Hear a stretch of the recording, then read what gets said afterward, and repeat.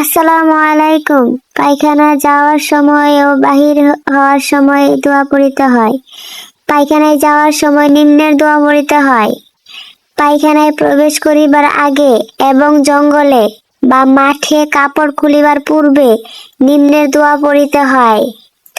আল্লাহুম্মা ইন্নী আউযু বিকা মিনাল খুবুসি ওয়াল খাবাইস।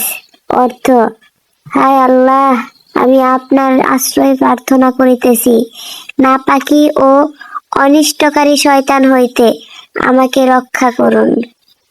পায়খানা হইতে বাহির হইবার সময় নিম্নের দোয়া পড়িতে হয়। আলহামদুলিল্লাহিল্লাযী আযহাবা আন্নিল আযা ওয়া আফানি।